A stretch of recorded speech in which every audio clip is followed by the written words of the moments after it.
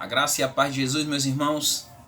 A você que por algum motivo viu somente o tema, questão do purgatório, e aí se interessou, seja bem-vindo ao canal. Esse é o canal Evangelho as Boas Novas de Deus.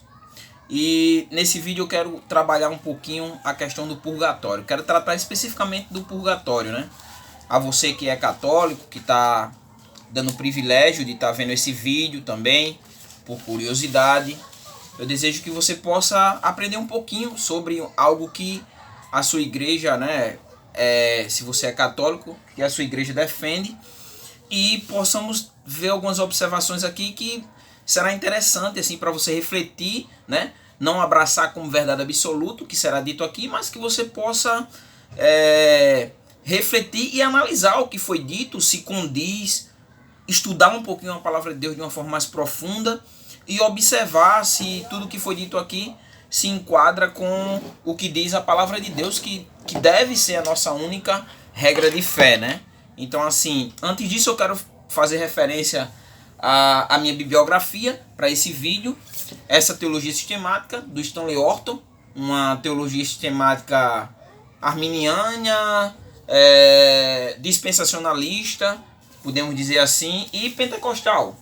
Muito boa, eu recomendo assim, né? Para você que é pentecostal, eu recomendo ela. Também eu usei essa teologia sistemática reformada, né, do Alistair McGrath, um autor que eu gosto muito. Ela é histórica e filosófica, é uma introdução, mas eu não diria que é uma introdução não. Você que está querendo começar teologia sistemática, eu recomendo ir ou no Millard Erickson, na introdução dele, mas eu ainda recomendo mais ainda você ir no Somos Todos Teólogos do R6 Pro. A teologia sistemática do Charles Roger, né, é um clássico. Essa teologia sistemática aqui, ela é um clássico. Foi dela que eu tirei quase todo o conteúdo do vídeo. Quase todo o conteúdo do vídeo. Esse livro aqui, né, é do Raimundo de Oliveira, Seitas e Heresias. Tirei algumas observações aqui também que ele fez com relação à doutrina do purgatório. E um dicionário que eu sempre estou usando. É o Dicionário de Teologia. Eu sempre estou usando ele. Ele é fininho, é um dicionário muito bom. Para você que quer estudar um pouquinho mais, uma bíblia de estudo que eu recomendo sobre, para você ver a questão das seitas e das religiões, eu recomendo a Bíblia Apologética. Apesar que a nova versão vem com os apócrifos, essa aqui não vem com os apócrifos, mas eu recomendo você comprar ela com os apócrifos. Também eu tenho ali Em Defesa da Fé, que é da CPAD, também recomendo. Tem essa temática de abordar a questão das religiões, Testemunho de Jeová, Adventista do Sétimo Dia, o Espiritismo. De uma forma geral, trabalha a questão das religiões, então eu recomendo. Mas vamos ao vídeo, né? O que é mais interessante para você, a questão dos vídeos, a questão do purgatório. Para começarmos a estudarmos um pouquinho sobre o purgatório, é interessante nós vermos uma coisa. Que a questão do purgatório, onde é que se encontra dentro da teologia sistemática? Onde é que você vai estudar essa doutrina dentro da teologia sistemática? Por mais que as teologias sistemáticas, elas trabalham muito pouco assim a questão do purgatório. Quando vão trabalhar a questão do estado intermediário, aí aborda o purgatório. Trabalha muito pouco, então você vai ter que ter uma variedade assim. Mas onde é que se encontra? Na teologia sistemática nós sabemos que tem a maioria dividida em 10 doutrinas, alguns dividem só em 3, Cristo, Deus e o Espírito Santo, e aí aborda todas as doutrinas dentro dessas 3. Mas a maioria trabalham 10 doutrinas.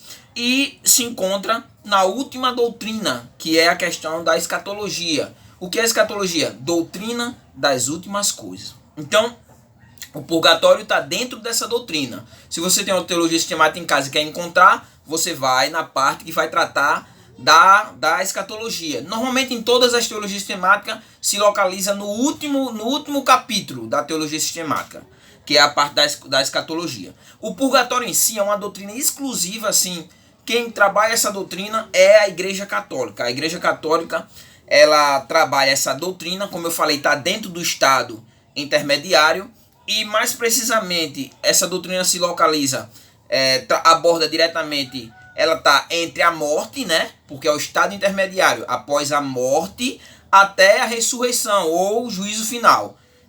essa é aí onde se encontra a questão da doutrina do purgatório. Como eu falei, é uma doutrina exclusivamente católica. E o que ela aborda? Qual é o interesse dela? O interesse dela é explicar o que acontece após a morte com alguns.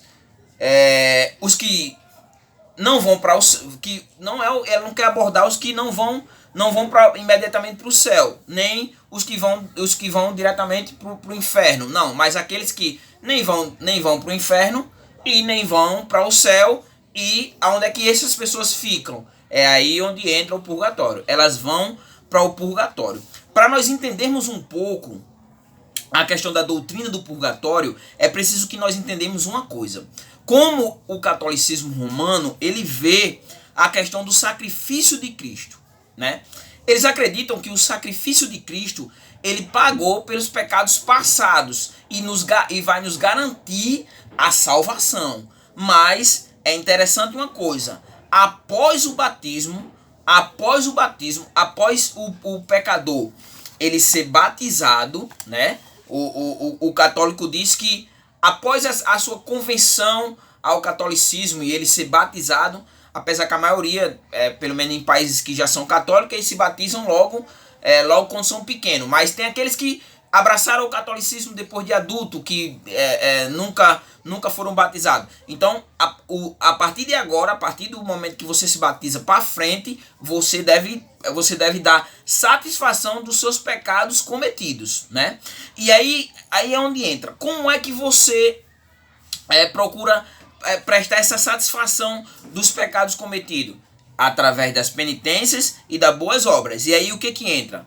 Entra as orações, então os prantos de contrição, as orações fervorosas, os textos, né? Rezar tantos textos, depois que você se confessa, padre, pecou, então reze tantos textos, tantos Ave Maria, e aí você vai prestando conta dos pecados que você vai cometendo. E também tem a questão do jejum, das esmolas que você dá, a própria Eucaristia, que é a própria ceia, né? A própria Eucaristia, que é um sacrifício propiciatório, né? Caso não esteja enganado, transubstanciação, porque consubstanciação é o Lutero que adotou, né?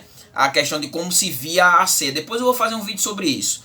Depois eu faço um vídeo somente sobre essas duas visões e a visão de uma forma geral, reformada, de uma forma geral, como eles veem, né? Então, ou o perdão do Papa, né? O Papa é o sucessor de Pedro, então ele pode emprestar o perdão, né, às pessoas. Então, se nós formos definir uma definição, eu vou usar a definição do Alistair McGrath na teologia sistemática dele. Ele diz assim: o que é o purgatório? É um estágio intermediário. Então, peraí. Igual como um emprego, você não passa um período como estagiário, né? Estagiário é um período de experiência, depois ser efetivado. Do mesmo jeito, o purgatório é um estágio intermediário pelo qual aqueles que morreram em estado de graça, observe isso, que é interessante, só vai para o purgatório o católico professante, né? Aquele crente católico. Não é todo mundo que vai para o purgatório, não. Quem vai para o purgatório é aqueles que morreram em estado de graça, aqueles que professavam o catolicismo. Recebem uma oportunidade de purgar, no caso, purificar a culpa de seus pecados antes de ser finalmente admitidos no céu. Então, é um estágio, né, para aqueles que morreram em graça antes de ser finalmente admitido no céu. Essa é a definição que o Alistair McGrath dá na sua introdução à teologia cristã. Outra coisa, a questão do purgatório. A ideia de purgatório, por mais que a gente vê que a Igreja Católica alega a questão do purgatório na oração pelos mortos, que segundo eles era feito desde os mártires, né? Eu não vou abordar essa parte da oração pelos mortos, eu vou deixar para outro vídeo eu trabalhar exclusivamente a questão da oração pelos mortos. Eu vou dar só uma pincelada. Mas o que eu encontrei foi que quem introduziu a questão da ideia de purgatório foi Agostinho. E o que Agostinho ensinava? Santo Agostinho, o Agostinho de Hipona, né? Um dos maiores teólogos e filósofos que o cristianismo ele já produziu, Santo Agostinho, né? Mas, como ele não era perfeito, né? Caso não esteja enganado, até ele deu início ao marianismo, e também a questão do purgatório, né? Ele dá essa alavancada. Por mais que se aleguem que o purgatório vem bem antes de Agostinho, de Santo Agostinho. Mas vamos lá. Agostinho introduziu a ideia da necessidade de purificar os pecados nessa vida. E aí é onde devemos entender. Quando você não purifica o pecado nessa vida, o que acontece? Você vai ter que purificar na outra vida. Como é que você purifica na outra vida? Através do purgatório. Mas o Papa Gregório I, ele oficializa a ideia de purgatório. Por quê? Em mais ou menos 593 d.C.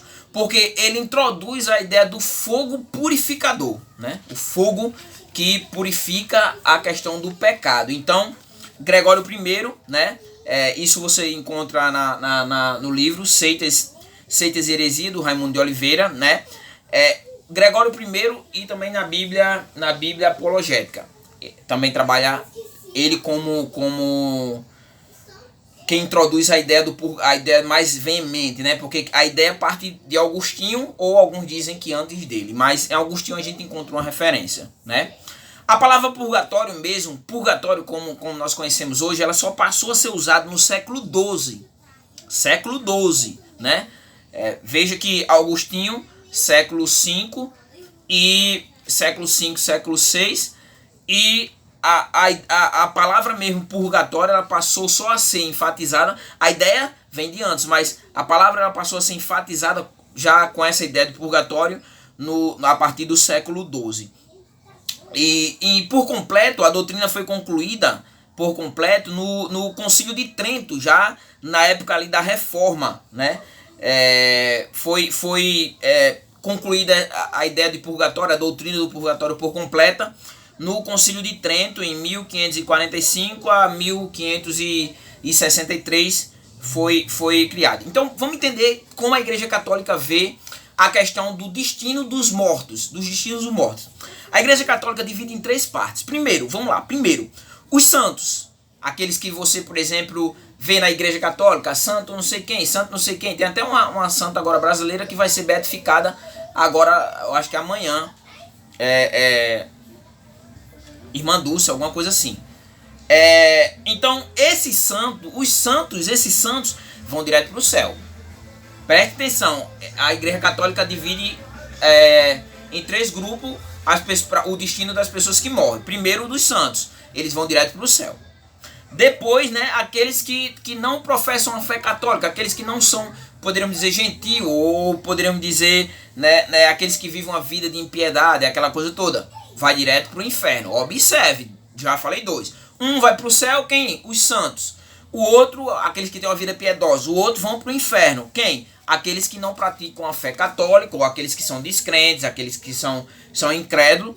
E o terceiro grupo, né, que eu vi que é a maioria dos católicos, a maioria em si, aqueles que não tiveram tempo, aqueles que vão morrer e não vão ter tempo de purgar os pecados ainda em vida, esses é que vão para o purgatório. Então, entendeu? Você que é católico se considera um santo? Você se considera que é uma pessoa santa, que possa ser beatificada? Não, então você já tem o seu destino garantido, que é o purgatório, para purgar os seus pecados. E aí, como é que purga esses pecados? O fogo do purgatório. E esse fogo do purgatório, ele tem a função de causar, né, esse sofrimento no fogo lá do purgatório. O sofrimento é causado pelo fogo, que tem 2 funções. A primeira função é expiar os pecados deles, né? Ali sanar, que eles encontrem o perdão dos pecados através de ser queimado pelo fogo. E a outra é purificar, preparar a pessoa, deixar a pessoa preparada para adentrar o céu.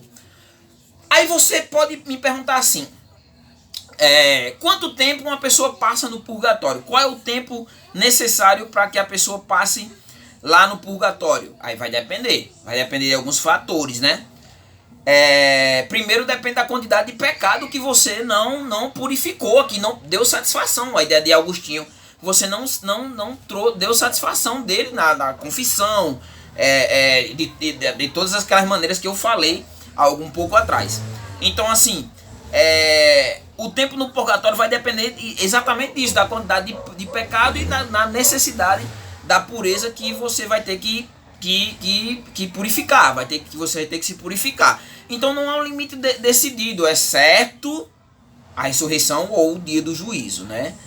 Alguns dizem é certo só o dia do juízo. O dia do juízo é o limite para você passar no purgatório. Então, vamos dizer que você tiver só um pecado, então passava só 1 hora. Mas se você tiver muitos pecados e você não deu satisfação desse pecado, então pode ser milhares de anos. Então, essa é a ideia que o purgatório tem, né?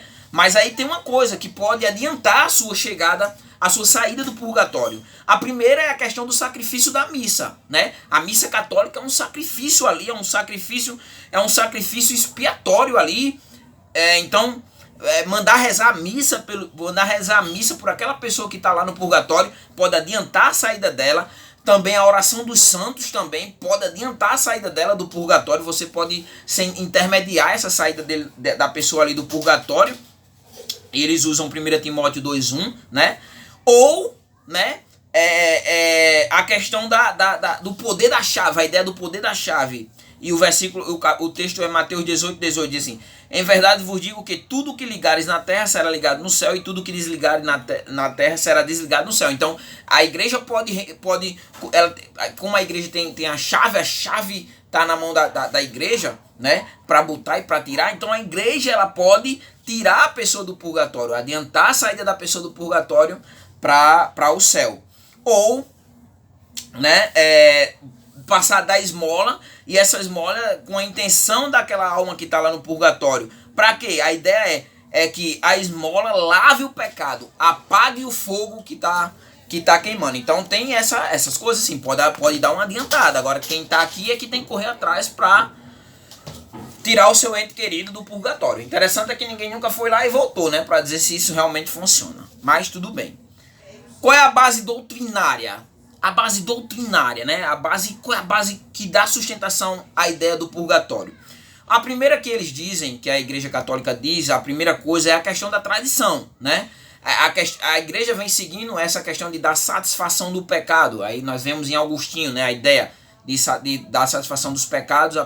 A partir do momento que você se batiza, você dá satisfação desse pecado. E o outro argumento é a questão das orações pelos mortos, que dizem que que a oração pelos mortos já é algo desde os patriarcas. Então assim, não é algo recente. Então, para que orava então pelos mortos? Então, esse vídeo assim da questão da oração pelos mortos eu vou deixar para um outro vídeo trabalhar especificamente isso. Mas aqui você já tem a noção do que é esse. E a base para a questão da oração pelos mortos, você vai ver em 2 Macabeus. Lembrando, 2 Macabeus é um livro apócrifo. Nós não consideramos esse livro canônico. Caso eu não esteja enganado, foi Atanásio que deu o aval completo das escrituras, oficializou ali, disse quais eram os livros canônicos. Mas se você pegar a introdução bíblica,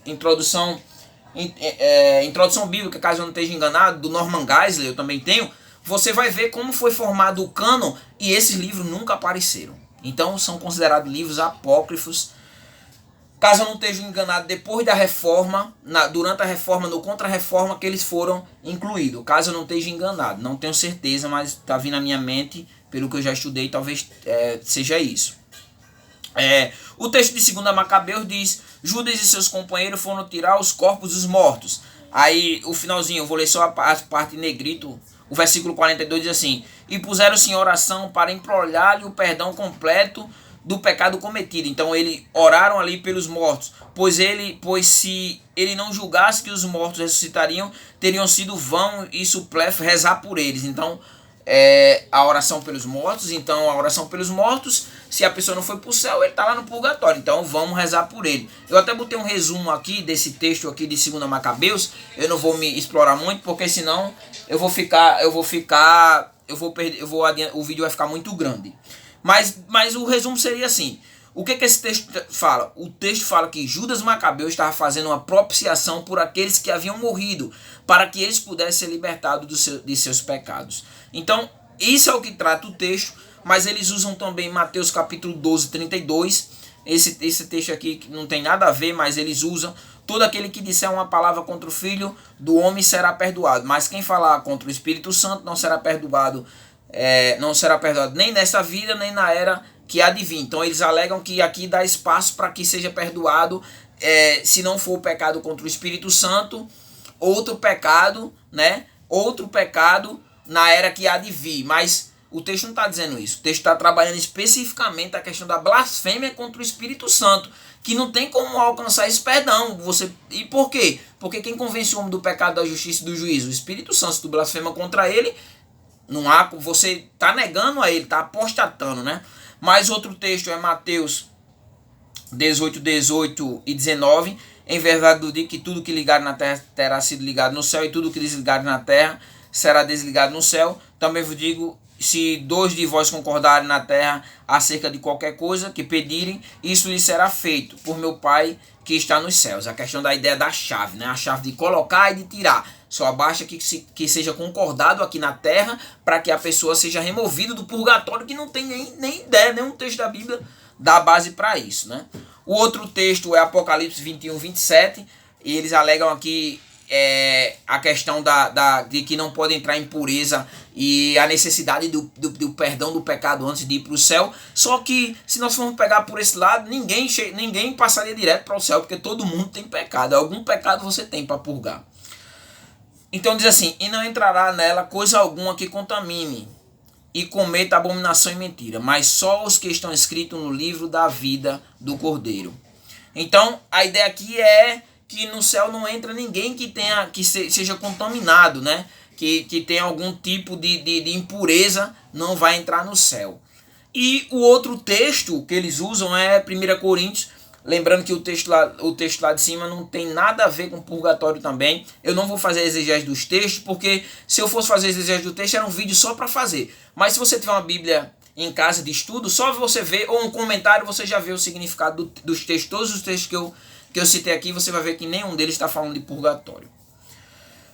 O outro texto, um dos principais deles é 1 Coríntios, capítulo 3, do 11 ao 15. Porque ninguém pode pôr outro fundamento além do que está posto, o qual é Jesus Cristo. Se alguém sobre este fundamento formar um edifício de ouro, prata, pedras preciosas, madeira, feno, palha, a obra de cada um se manifestará. Na verdade, o dia a declarará, porque pelo fogo será descoberta, e pelo fogo provará qual seja a obra de cada um. Se a obra de alguém que alguém edificou nessa parte permanecer, esse receberá galardão. Se a obra de alguém se queimar, sofrerá detrimento, mas o tal será salvo, todavia, como pelo fogo. A maioria dos comentaristas trabalha isso aqui com relação, alguns trabalham com relação aos galardões, mas na verdade o texto está falando sobre quem você edificou quem é o fundamento, né? O fundamento é Jesus, o fundamento da sua vida. Quem é o fundamento? Sobre quem você está fundamentado, né? O texto está trabalhando exatamente sobre o fundamento, e esse fundamento sendo a base, né? As obras dos salvos, elas serão testadas, mas não está falando também de purgatório. Não está falando, em nenhum momento esse texto aqui, se eu fosse fazer uma exegese mais completa, ele não está falando de purgatório, né? Alguns trabalham que ele está falando do tribunal de Cristo, e o tribunal de Cristo não condena ninguém, mas só a questão dos galardões, né? E Mateus capítulo 5, 26 e 27, que diz assim: concilia-te depressa com o teu adversário, enquanto estás no caminho com ele, para que não aconteça que o teu adversário te entregue ao juiz, e o juiz te entregue ao oficial, e te encerre na prisão. Em verdade vos digo que de maneira nenhuma sairás dali, enquanto não pagares até o último ceitil. Eles argumentam que é exatamente isso aqui. Como você passou dessa vida com dívida, você só vai sair do purgatório quando você pagar até o seu último centavo. Só que aqui está falando a relação aqui que o texto está falando é do homem para com seu inimigo, que você deve pedir perdão, deve se arrepender, deve reconciliar-se, né? Então o texto está tratando de acerto de contas entre homens, né? A prisão, o juiz, o oficial, a dívida são terrenos. Não está falando de purgatório, não. O texto aqui não tem nada a ver com o purgatório. E aí vem as questões, né? Já trabalhamos um pouquinho o que é o purgatório, já trabalhamos os textos que ele se baseia. Eu não fiz a exegese aqui porque não tem como, o vídeo fica muito longo e as pessoas não assistem. Então, por isso que eu não vou. Mas você tem uma Bíblia de estudo, vai lá, um comentário, você vai ver que o significado não é esse do que eles estão dando aqui. E algumas questões. Essa ideia de purgatório, né? Questões para a gente observar aqui e encerrar o vídeo. A ideia do purgatório foi rejeitada pelos reformadores. Os reformadores rejeitaram. Por quê? Primeiro, porque não tem base bíblica. Segundo, porque é inconsistente com a doutrina da justificação pela fé. É inconsistente. Não se sustenta com relação à justificação. Se nós somos justificados por Cristo, agora Deus não olha para a nossa vida e pesa a sua justiça. Por quê? Porque a justiça dele foi satisfeita em Cristo por completa. Também rejeitaram a questão das orações pelos mortos, mas se nós formos ver, o destino eterno da vida, né? O destino eterno da nossa vida é decidido em vida, Hebreus 9:27. Da mesma forma como o homem está destinado a morrer só uma vez e depois disso enfrentar o juízo, então você só morre uma vez e a partir daí, em vida você já decidiu o seu destino, ou o céu ou o inferno. Não existe dois destinos. Outra coisa, nós não podemos mudar não podemos mudar nada nós não podemos mudar no estado intermediário. Após a morte você não tem como mudar nada. E você vê isso claramente no texto de Lucas capítulo 16, versículo 19 ao 31, que aquele homem ali rico, ele tentou ali manipular que Lázaro voltasse ali e pregasse para a família dele, queria que Lázaro passasse de um lado para o outro para molhasse o dedo e aliviasse ele. E não tem, você vê que o destino ali foi traçado em vida, não há como reverter. Lá estava posto um abismo, cada um estava do seu lado, o estado intermediário, ou o céu ou o inferno, o Hades, lugar de sofrimento. O lago de fogo é o final, onde vai ser jogado o inferno e o diabo e todos aqueles que rejeitaram a Cristo. Então não tem base bíblica, não tem como se sustentar, não tem como nada, você não pode mudar nada. Olha, você que está me ouvindo aí, você tem que confessar Jesus como Salvador hoje. Ele tem que ser o Salvador da sua vida. Se você se apegar à ideia de purgatório ou achar que vai mudar alguma coisa após a sua morte, Hebreus 9:27, depois da morte, só o juízo. Outra coisa bem interessante sobre a doutrina do purgatório é que é uma doutrina lucrativa para a igreja. E ao mesmo tempo, lucrativa e segregatista. Por quê? Porque quem era que era favorecido com a doutrina do purgatório? Os ricos, porque eles tinham condições de pagar ali a missa para que adiantasse o tempo da pessoa que estava lá no purgatório e sair. Mas os pobres já não tinham, né? Porque não tinha como pagar ali a missa para adiantar o estado ali do seu ente querido. Então, até hoje é lucrativa. Até hoje ela é lucrativa. Até hoje. Os cultos fúnebres católicos, eles cobram. Não é barato. Eles cobram. Se você quer que o seu ente querido, ali seja rezada uma missa ali de corpo presente, aquela coisa toda, o padre não vai chegar lá e vai rezar nada de graça, não. Para ele rezar, você vai ter que pagar. Então é uma doutrina lucrativa para a igreja. Lucrativa. Só quem pode pagar é quem tem isso. Nem todo mundo que morre tem um padre lá para rezar. Um texto bem claro, bem clássico, que detupa toda a doutrina do purgatório, e você pode ler, você que é católico, é Romanos 8:1. Nenhuma condenação há para os que estão em Cristo Jesus. Nenhuma condenação, nenhuma. Está em Cristo Jesus, não há nenhuma condenação, nenhuma. E se nós formos pegar, né, fazer a aplicação dos méritos de Cristo, a aplicação dos méritos de Cristo, que Cristo nos proporcionou, você vai ver que O que Cristo nos proporcionou? A libertação do pecado. Se o Filho vos libertar verdadeiramente, vos sereis livres. Os méritos de Cristo na cruz nos livrou do juízo vindouro, nos justifica, né? Cristo nos justifica pela fé somente, pela fé, né? 1 Coríntios capítulo 1, versículo 18, caso eu não esteja enganado, né? Outra coisa, a morte de Cristo, os méritos de Cristo nos garante a intercessão de Cristo por nós. Ele é o nosso intercessor, ele está lá, ele intermedia, ele é o nosso intermediador entre Deus e os homens, é Cristo, ele intermedia, ele é o nosso intercessor.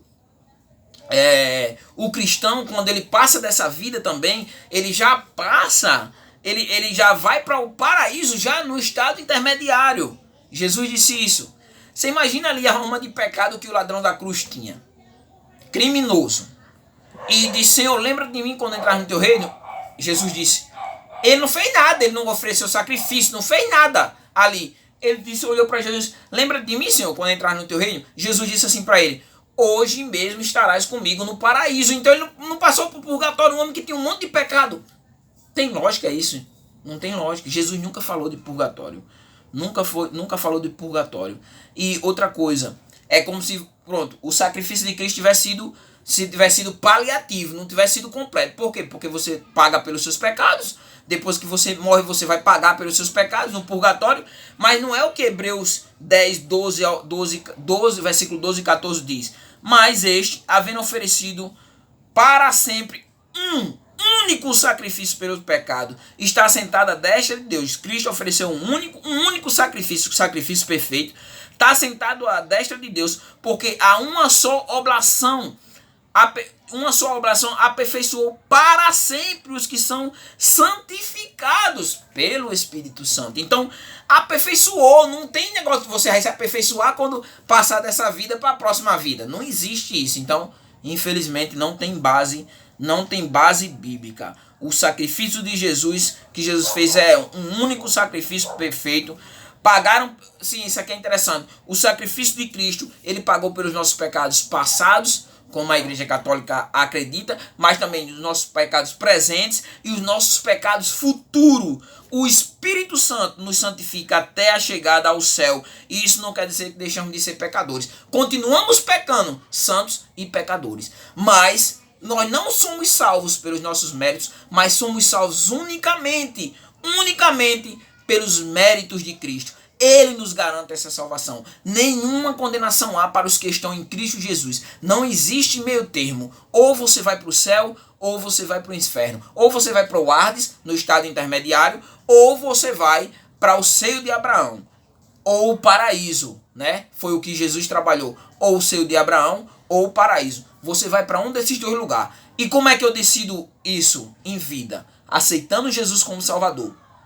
Você traz os méritos de Cristo sobre a sua vida. E quando Deus olhar para você como pecador, como fala lá em Romanos capítulo 1, ele olha para a terra